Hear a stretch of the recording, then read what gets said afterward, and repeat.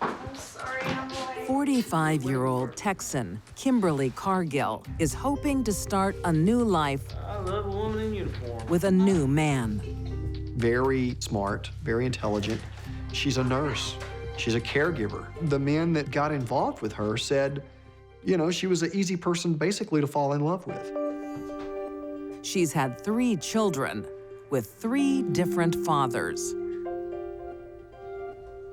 Who's this? And life hasn't been easy. That's my eldest. He died. Each new man in her life hears a painful story. A son tragically lost, and constant war with her exes. Hey, She alleged sexual abuse against these men. how do I make it go away? She actually turned one husband into the police 3 separate times over a weekend, claiming that he had abused her. First, they beat me. Then they tried to steal my children. The fathers want custody of their children. I'll look after you, okay? But there's one fresh light, her new boyfriend. It's okay. In 2005, they marry and soon have a child of their own. But father number 4 has no idea what he's in for.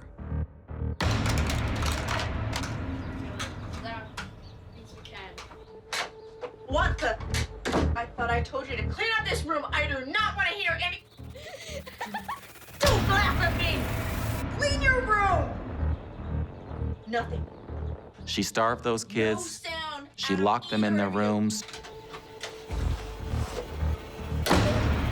She actually changed the locks so they couldn't get out.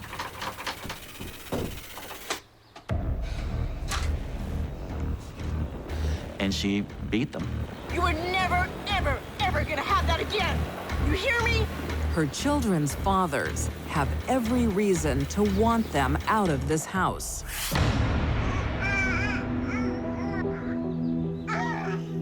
As father number 4 soon discovers when his mom comes to visit. Can you mind him, man?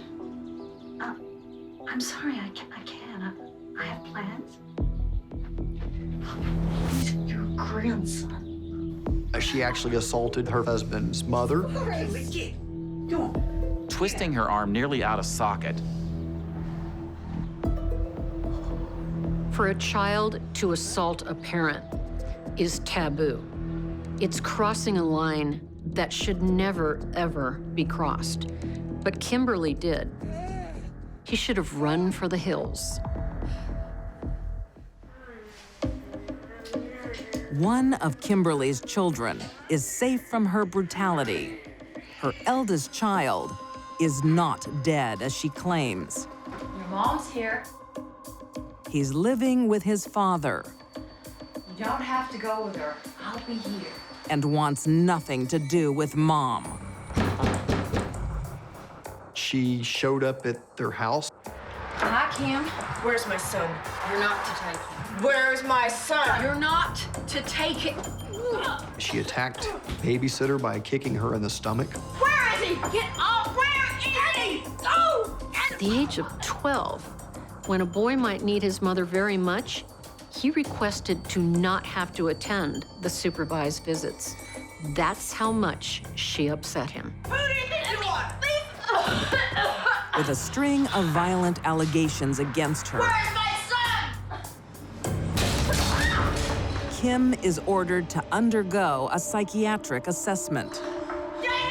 That therapist diagnosed her with narcissistic personality disorder. I need help. Kimberly Cargill was a cornucopia of mental disorders, all of them bad. She's prescribed medication to help control her mood swings. But she didn't want to take it, and she didn't take it. But then again, she was a narcissist. Why should she be on medication? What is this? She fine? Now her new husband bears her wrath. What is your problem? That is not my He favorite. found himself finally realizing, oh, guy 1, guy 2, guy 3, they're not the ones that are bad, it's this person. But you know what my favorite is. You're not. That's enough! That's To enough! avoid being charged for assault, I'm leaving you. Kim portrays herself as the victim.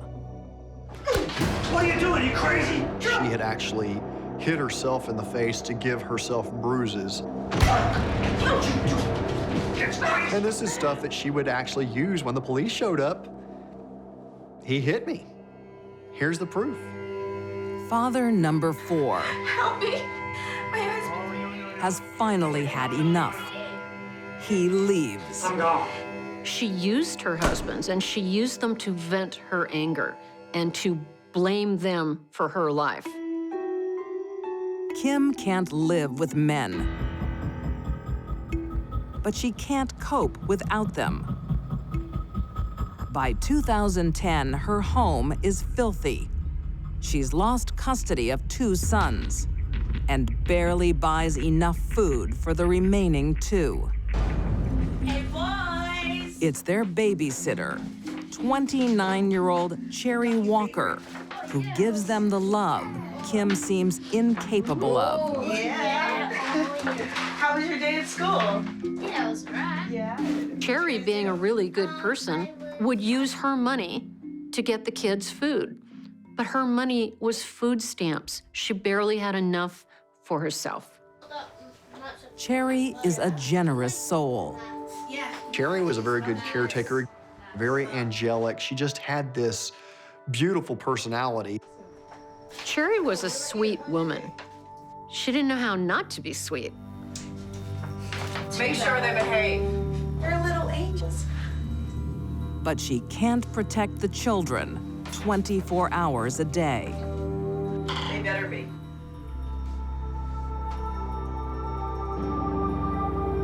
Cherry was not stupid. She knew that this was wrong. She knew that what was happening to this child was wrong. Let's make these. Yeah. Cherry wants to help. But as Kim's battle with her exes intensify, so does her rage. Kim's violent behavior escalated with each new victim. And what was about to happen was the worst thing in the world. Here you go.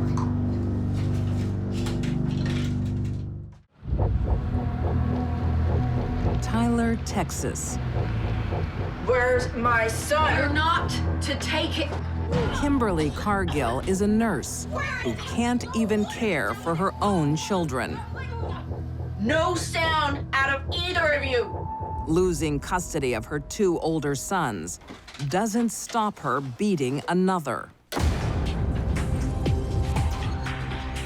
The boy's father reports the abuse, and she loses custody of her 3rd child.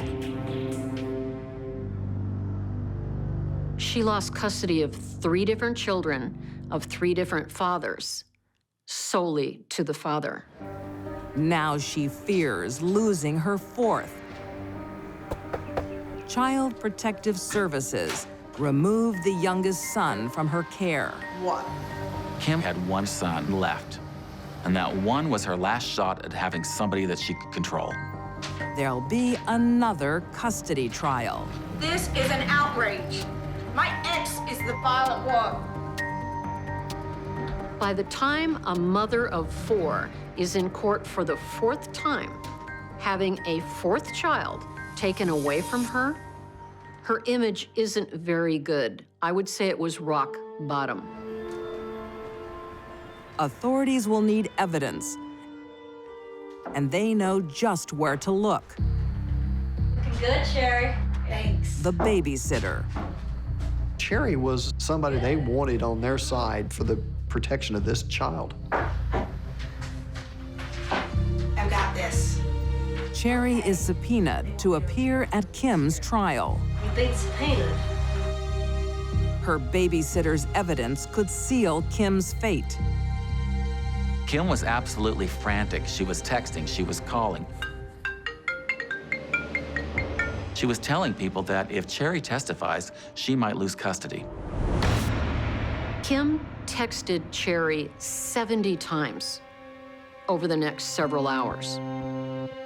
Kim was desperate to get Cherry to not testify.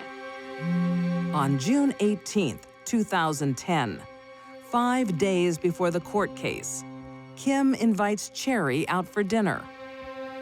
Kim could be very persuasive. Cherry really didn't stand a chance. Kim picked her up for dinner.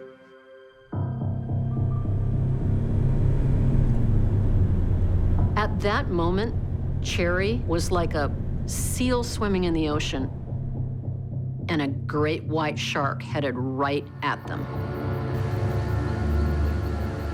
Kim wants to make sure Cherry is a silent witness.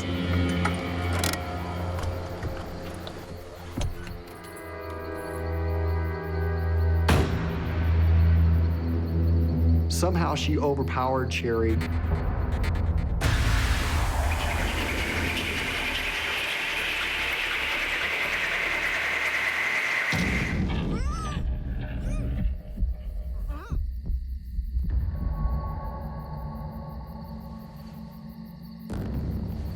There was hemorrhaging in her eyes, there were abrasions on her face, and there was bruising on her chest. But they were not able to actually say how she died. Kim tries to destroy all the evidence.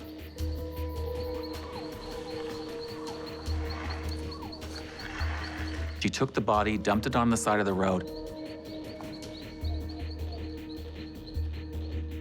doused it with lighter fluid, and lit the clothes on fire.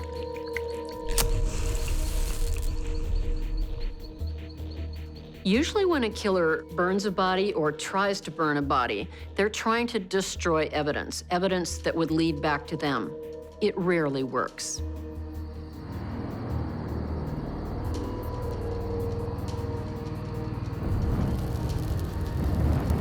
Cherry's partially burned body is found the next day.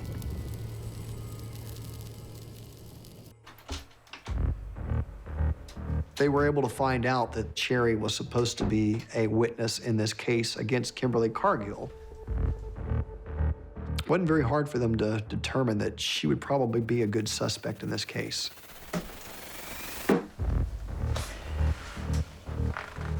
At first, Kim denies seeing Cherry.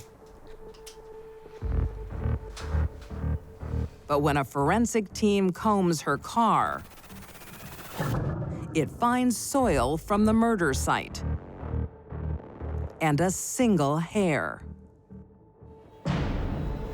Looks like the soil we found in your car matches that of the murder.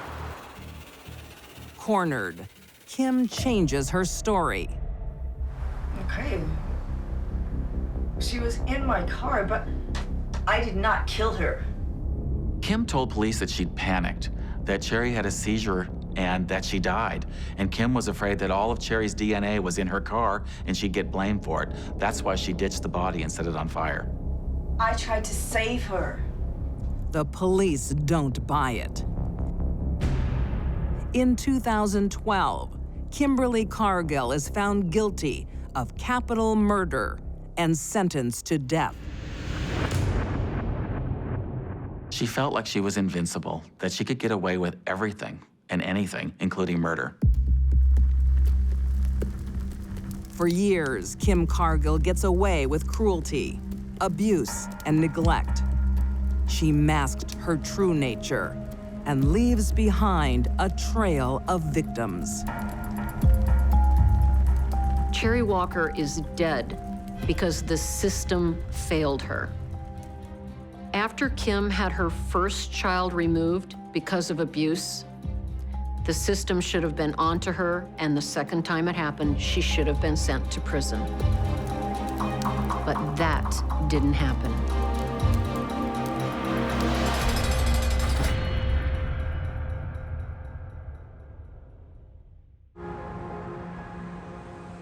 November 2008. in a quaint suburb of Adelaide, South Australia. 32-year-old Latvian immigrant Angelika Gavare is carving out a new life for her 2 young daughters. She had 2 children to 2 separate fathers. By all accounts, she was a good mother. She ensured that her children went to school. Now you get to have a chocolate cake if you eat. Well clothed, well cleaned, well fed. All right, so chocolate cake, here we come. She was determined that she and her family would walk the centre line Can we go to the movies? and be good members of their new community. We can't afford it. Oh. Angelika didn't have much as a child. She wanted a lot for herself and her children. The single mom has a long wish list. Overseas holiday. Vacations abroad, Better schools. expensive toys in her home, But it also consisted of very materialistic things, perfumes, TVs, furniture. They appeared to be very important to her. There's just one problem. Angelika is a shop assistant on minimum wage. Hello, Margaret, how are you? Good, thanks. Close to the usual place. She was reasonably unskilled. She worked as a clerk behind the counter. the things she wanted in life wasn't going to happen. She soon finds a way to boost her income. She was using that as an opportunity to steal from the till and defraud customers that were coming in. Have a good day. Have a good day. She'd shortchange them on stamps. She would shortchange them on lottery tickets. Pocket the money. She targets the most vulnerable for the biggest gain. Let me know. She'd hit upon a theme at last, what seemed to be a quick way to get rich and to achieve that wish list. Thank you.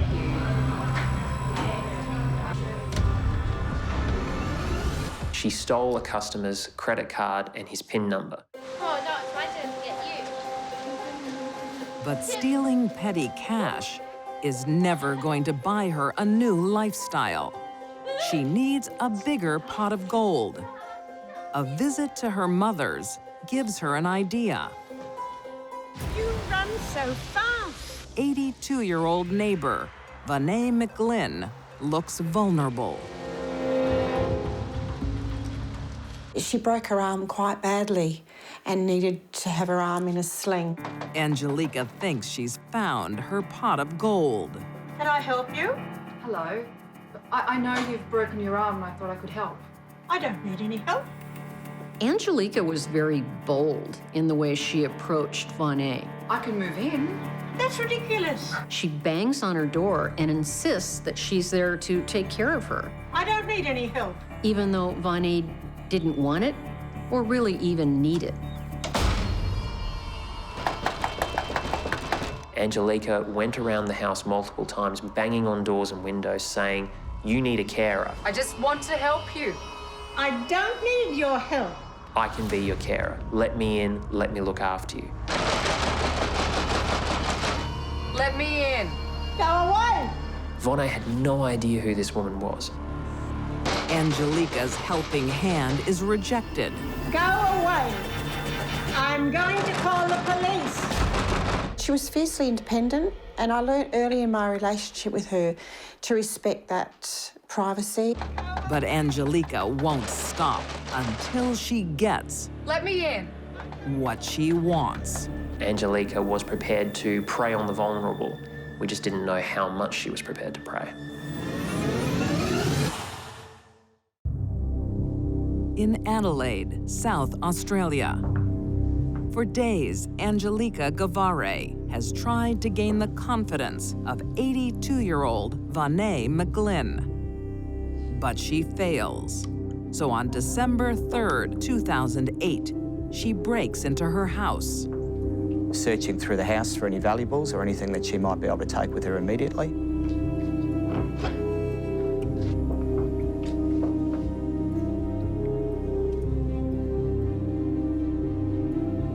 She has a bizarre plan to take control of the elderly woman's money. Angelika had a belief that she was entitled to this elderly woman's belongings and house, and that why couldn't she have what she wanted?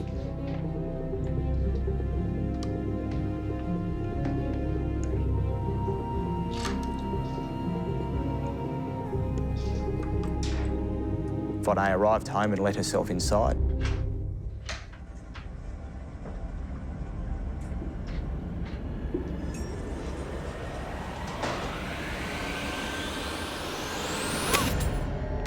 She attacked Vonne,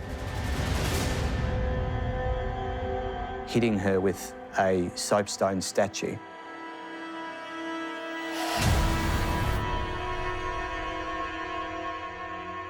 Angelica will dispose of the body later. First, she wants some material gain. She steals Vonne's bank cards and some things for her house, a table and a toaster oven. A toaster is hardly a trophy, which we know some killers keep after a murder. I think she just wanted toast.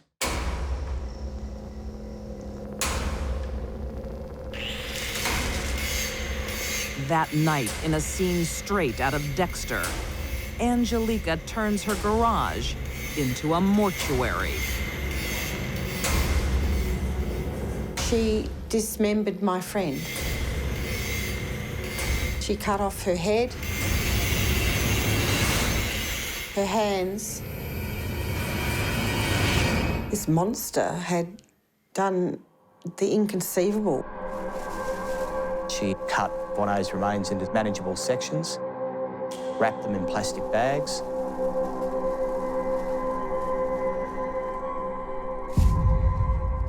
That was completely unnecessary. I think she did it because she liked it.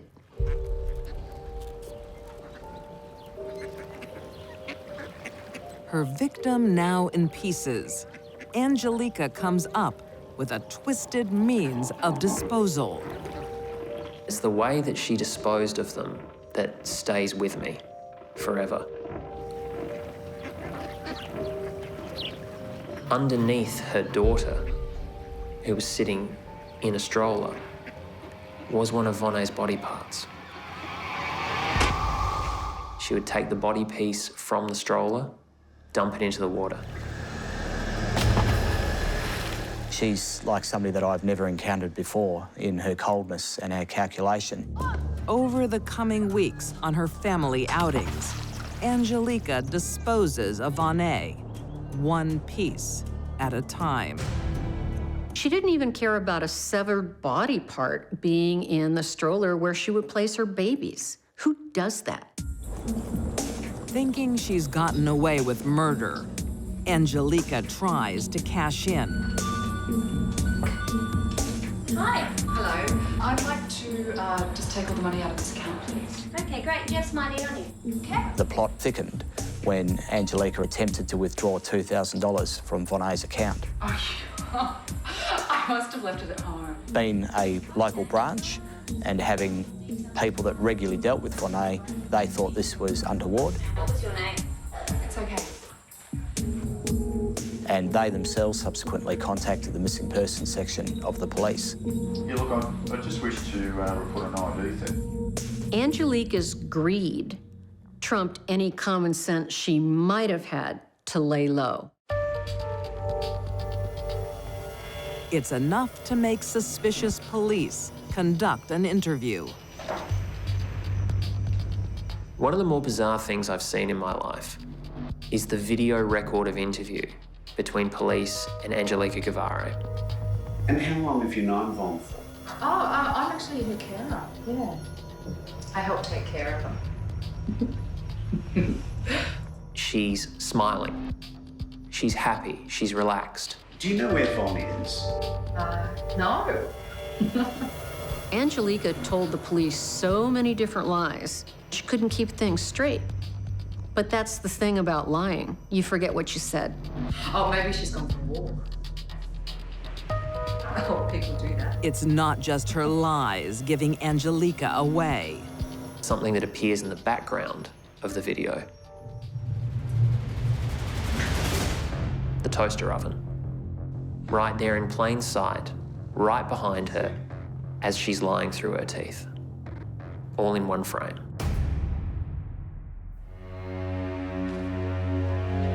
Then body parts are found just 100 yards from Angelica's home. We located a section of torso and a section of thigh. Those were the only remains that were located of Von A. But police investigators do find a trail of evidence. We located broken sections of soapstone statue, and we also located a discarded pusher. That pusher was subsequently forensically examined, and DNA was found that identified Von McGlynn. Police not only had enough information to charge Angelica with murder, they had enough information to charge her with 23 counts of fraud, including multiple counts of identity theft. In 2011, Angelica Guevara is found guilty of first-degree murder. She was sentenced to life in prison with a non-parole period of 32 years. To my knowledge, that's the longest non-parole period a female has been sentenced with in Australia. Angelica wanted a new start in a new country. But instead of building a life, she took one. To this day, the head of my friend and her hands have not been retrieved. She's a definite sociopath, manipulator, cruel, and she deserves her life sentence. I think there's a special place in hell for anyone that takes advantage of an elderly, vulnerable person. Satan can't wait to get his hands on Angelica Guevara.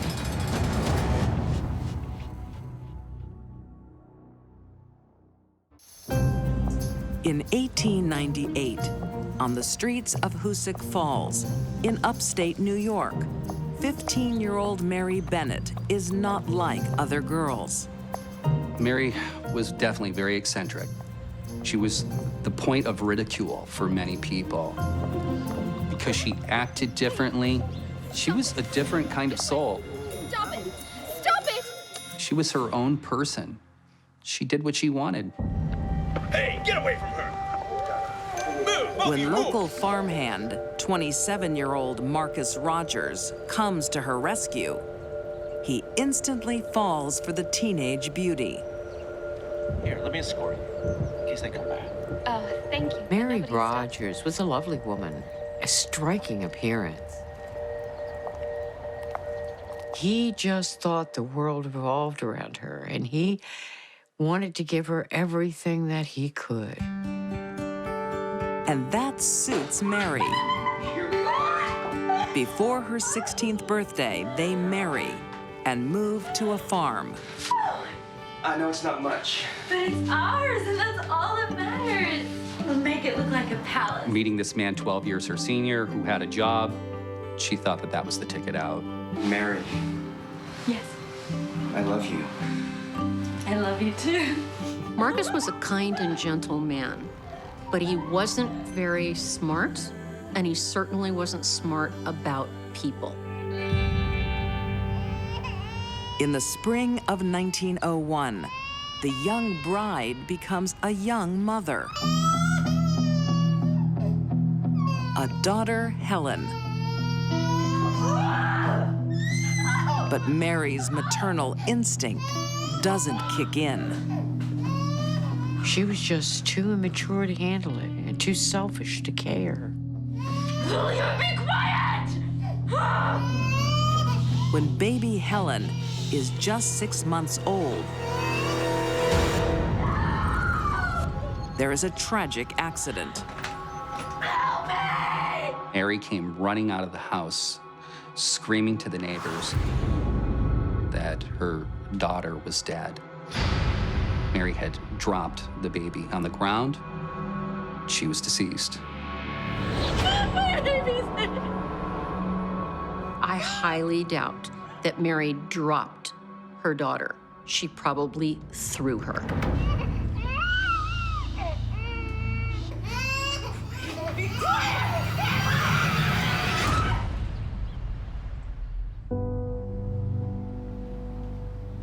Marcus is devastated. He doted on that little baby girl. It was Daddy's little girl, and he loved her to death. But Mary is not one for grieving. Oh, this will make a beautiful dress. And won't be held responsible. Our child isn't cold in her grave. The only emotion Mary expresses is anger. Don't you dare blame me. Mary, I'm not blaming you. I heard you. Mary. Make me. Mary, please! Mary, calm down! Mary always abused Marcus. Many fights where Mary had verbally abused Marcus and also physically abused him. I don't leave me! You let me go! Don't touch me! Don't touch me! Free of her child, Mary now wants to be free of her husband.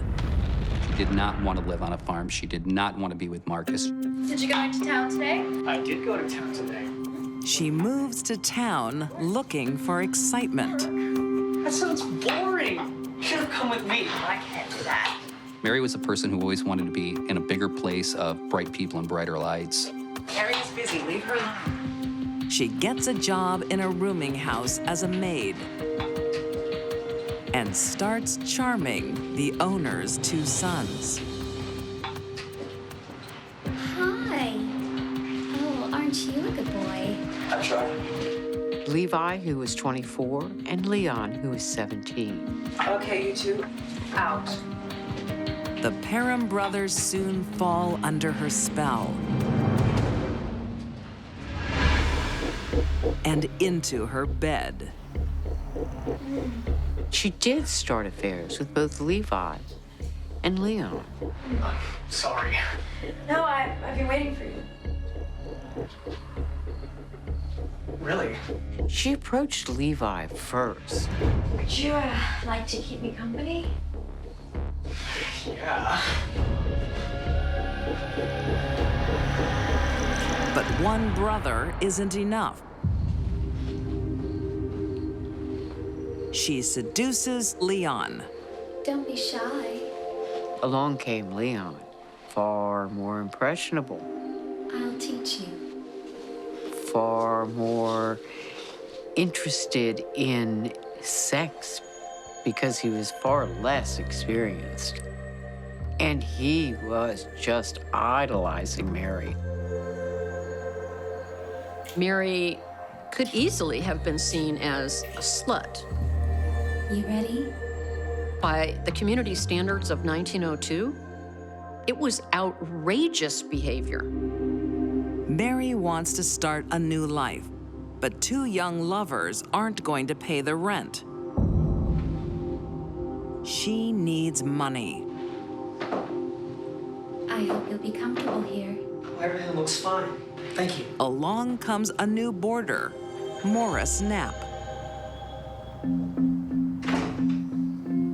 Morris came for money. He had everything that Mary ever wanted. Come in. Mary didn't feel shame, regret, remorse for anything she did, especially laying down with men. I thought you might like some company. I would. But she wants more than sex. Maybe this is the guy that can give me the life I've been looking for. Mary constantly asking him about marriage. Mary's in a hurry to walk down the aisle, We're gonna get married, aren't we? You know I'm not the settling kind. but she fails to mention one little stumbling block. She's still married to Marcus. When people asked her who Marcus was who came to visit her, she said, "Oh, that's my brother." Oh, why don't I catch up with you later? I see my brother. Marcus desperately wants to be reunited with Mary. Poor Marcus. He didn't realize Mary basically was trying to get shed of him completely. Leave me alone. Well, Mary was in a rock and a hard place. She had met Morris Knapp. She had fallen in love with Morris, but yet she couldn't get Marcus out of the picture. For Marcus, marriage meant till death do us part. He had no idea how right he was.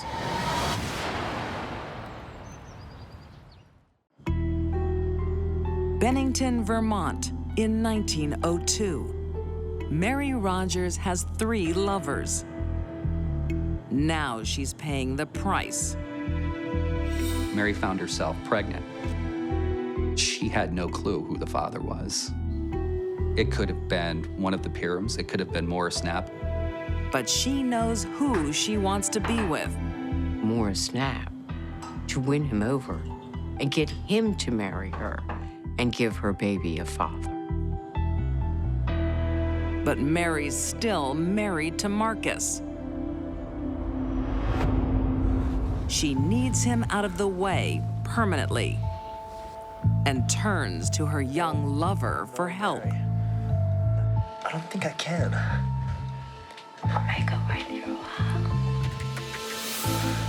Leon would do anything for Mary. He was absolutely enthralled with her. On the night of August 12th, Mary invites her estranged husband to town. He jumped at the opportunity to spend time with her again. She said that she actually might be up for reconciling and moving back to Hoosick Falls. Mary. Leon! Hi. Hi, Leon, this is my husband, Marcus. Marcus is so overjoyed. He doesn't even mind when Leon turns up. Would you like to join us? Sure.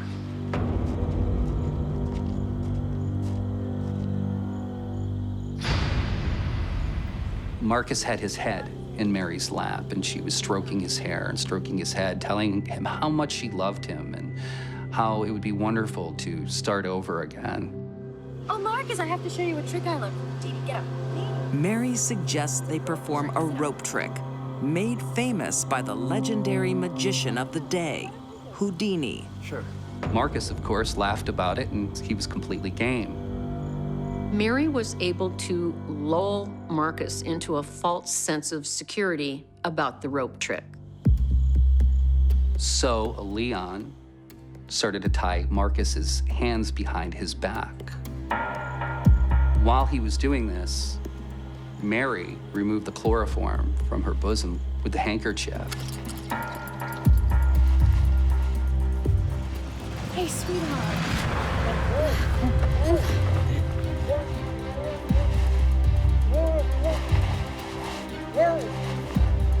With his hands bound, Marcus is at the mercy of his wife. The more he struggled, the more he breathed in the chloroform. Get on his legs, Leon.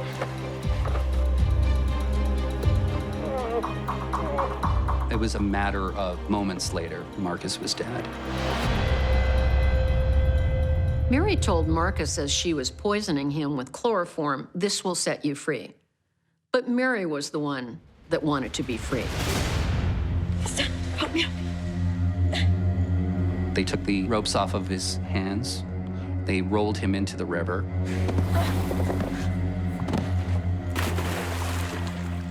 Now Mary adds her finishing touch, making the murder look like a suicide. The suicide note said he had taken his life because he just couldn't deal with life anymore. And he wrote a final wish, "Mary, I hope you're happy." I'd like to cash this, please. Just 24 hours later, Mary makes her next move, on the money. Marcus had only been dead maybe a day when Mary was already at the Metropolitan Insurance Company trying to collect.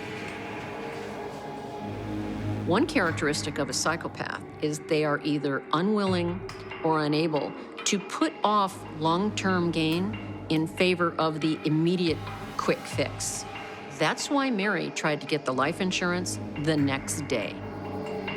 I'm sorry, ma'am. There is a police investigation on this case. I can't cash this. An autopsy finds no water in Marcus's lungs. What are you talking about? I'm sorry, ma'am. There's nothing I can do. the police suspect foul play. And Mary's power over men starts to unravel. An inquest was done. At the inquest, Leon Parham broke down and admitted everything. Leon told the authorities that he just doesn't know why he did it. He can't make sense of it. But he just couldn't stand that look in Mary's eyes when she was disappointed in him. Leon Parham is convicted of first-degree murder and sentenced to life in prison. As the mastermind, Mary is sentenced to death by hanging. In 1905, she goes to the gallows. Her attempt to murder her way to a better life ends in her death. If Mary had spent the same amount of time educating herself and improving her situation as she did in the sack with men, she might have had a good life. But that wouldn't have been any fun.